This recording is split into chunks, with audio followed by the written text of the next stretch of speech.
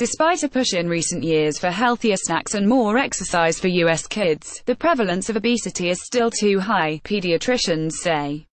Lawrence K. Ola Times via Getty Images hopes were dashed this week that the United States was finally making progress in the fight against childhood obesity. Contrary to previous reports, the epidemic of fat has not abated. In fact, there's been a big jump in obesity among the nation's youngest children, according to the latest analysis of federal data, published Monday in the journal Pediatrics. The main take-home message for me is that, clearly, obesity remains a problem, says Ashley Skinner, an associate professor of population health services at Duke University and leader of the analysis. It's not improving. Childhood obesity rates have been rising for decades, sparking widespread alarm among public health researchers and officials. Obese children tend to become obese adults, who are prone to many health problems, including cancer, heart disease and diabetes. But hopes rose several years ago that the epidemic might be ebbing, at least in some parts of the country. Some researchers suggested efforts such as Michelle Obama's Let's Move campaign might be working. Unfortunately, that doesn't appear to be the case, Skinner and her colleagues discovered when they analyzed the latest national data from the Federal Centers for Disease Control and Prevention's National Health and Nutrition Examination Survey. The NHANES survey is one of the federal government's main measures of childhood obesity. The latest analysis shows that the percentage of children ages 2 to 19 who are obese increased from 14% in 1999 to 18.5% in 2015 and 2016.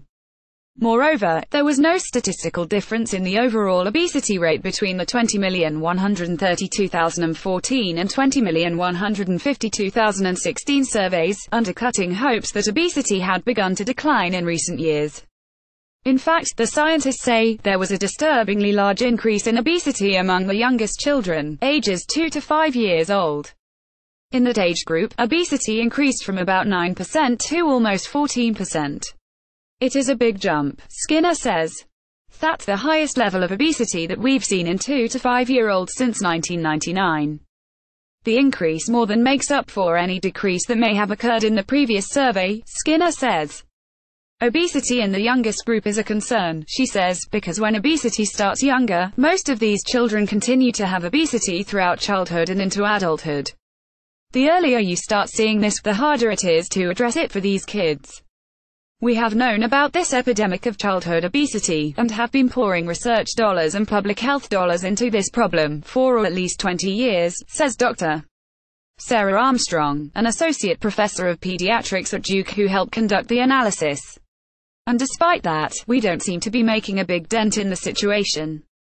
We need to double down our efforts and find out what's going to work, she says, or the health of our future generation is really in jeopardy. In an editorial accompanying the study, Dr. David Ludwig of Boston Children's Hospital calls for a more comprehensive national strategy for fighting the problem. We haven't generated a truly systematic or comprehensive approach across society that addresses all drivers of childhood obesity, poor diet, a lack of physical activity and a healthy food supply that will encourage everyone to eat well, Ludwig says. We need a truly national, comprehensive strategy to tackle this epidemic.